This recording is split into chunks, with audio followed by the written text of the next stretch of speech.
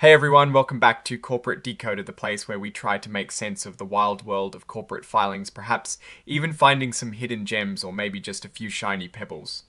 Today we are diving into a report from L.A.S.E.R Oh, and let me tell you, it looks like they are preparing for a bit of a fundraising effort before we get into the nitty-gritty. If you find value in our deep dives into these corporate documents, make sure you hit that subscribe button and turn on notifications. And if you want to chat about these filings with other finance enthusiasts, join our Discord community, linked in the description below. So what we have here is a Form 8K current report.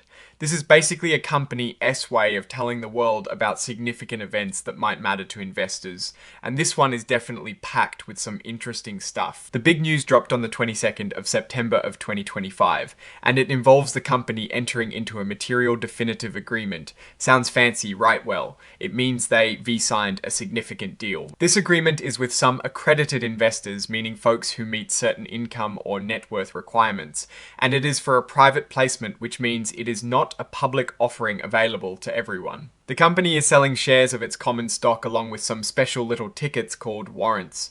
These warrants give the investors the right to buy more shares later on at a set price. They are raising about $4 million in this deal, which is happening in two steps. The shares and warrants are being sold together for $3.64 per S-share of common stock, and the whole thing should wrap up by the 29th of September. Now let's talk about these warrants. The series warrants can be used right away, and they expire 5 years after something called a registration statement becomes effective. That is a bit of paperwork that will allow these shares to be resold to the public later. The Series B warrants also have an exercise price of $3.4 per S-share, but they can only be started on after the initial exercise date, and they expire sooner, just 18 months after that same registration statement goes live. A really interesting detail here is that these investors have a limit on how many shares they can own at any given time.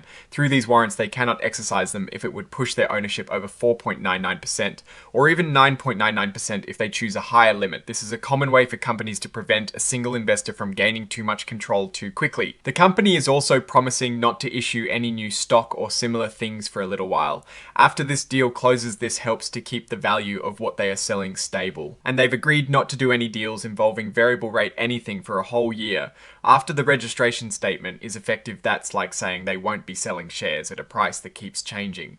Based on the stock market for a year, it is a way to lock in the terms of their financing. On top of the purchase agreement, they've also signed a registration rights agreement. This is essentially a promise from the company to file that registration statement we talked about to allow the investors to eventually sell these shares and warrants on the open market. They've got deadlines to file this registration statement, and if they miss them, especially if it is not declared effective by a certain date, they might have to pay some money to the investors as a penalty. This is called liquidated damages, and it is meant to ensure the company follows through. It is important to note that this whole stock and warrant sale was not registered with the Securities and Exchange Commission.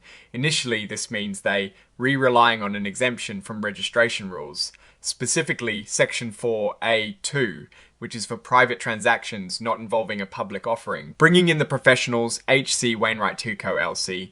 acted as the exclusive placement agent for this deal. They helped connect the company with these investors. The company is paying them a pretty hefty fee, totaling 7.0% of the money raised, which is about $280,000 for this deal, plus an additional $75,000 for legal expenses and other costs. And as if that wasn't tea enough, the placement agent is also getting their own set of warrants, this time for up to 7.0% of the shares sold, which translates to another 76,923 shares at an exercise price of $4.55.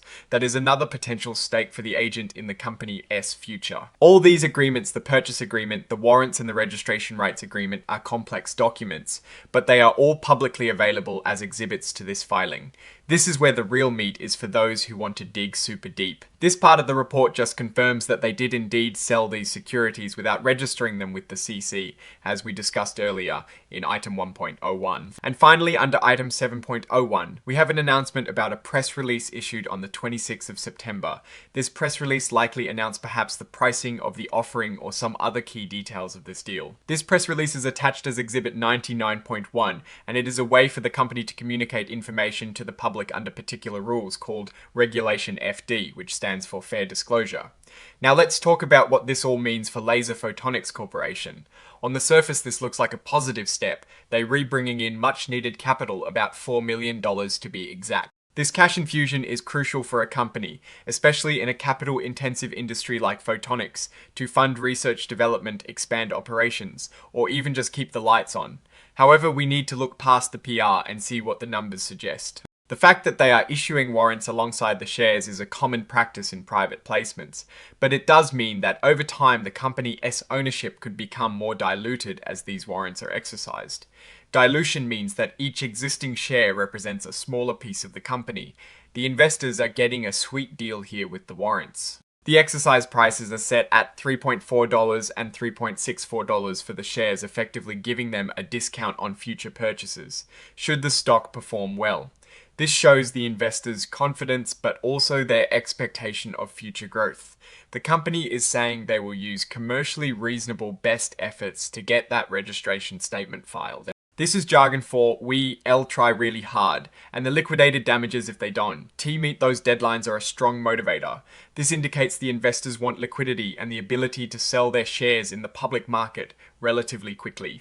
The limitations on beneficial ownership, especially the 4.99% cap, are standard, but they do signal that the company is trying to balance bringing in significant capital with broad investor ownership. The restriction on variable rate transactions for a whole year is a bit of a double-edged sword. It prevents the company from doing deals that could be disadvantageous if the stock price drops significantly, but it also limits their flexibility in future financing options. From a Warren Buffett perspective, this looks like a company that needs cash and is willing to pay a significant price for it, both in terms of the fees to the placement agent and the discount implied by the warrants. It is a bet on future growth and the ability of the company to execute on its plans. The question remains whether the photonics market is robust enough, and if laser photonics has a competitive edge to justify the current valuation and future potential of these shares. Looking at the overall picture, this filing tells us Laser Photonics is actively seeking to bolster its financial position through a private placement. The terms suggest a degree of urgency and a willingness to incentivize investors with warrants for future upside. The biggest risk here is execution. Can the company leverage this new capital effectively to drive significant growth and profitability? And can they navigate the complexities of eventually registering these shares without further diluting existing shareholders too much? Alright, that is our breakdown of Laser Photonics Corporation, S latest filing. What is your take on these numbers and what they signal for the company? S Future, drop your thoughts in the comments. If this analysis was valuable, hitting that like button really helps, and subscribe for more deep dives. Don't forget to check out the Discord in the description. Thanks for watching, see you next time.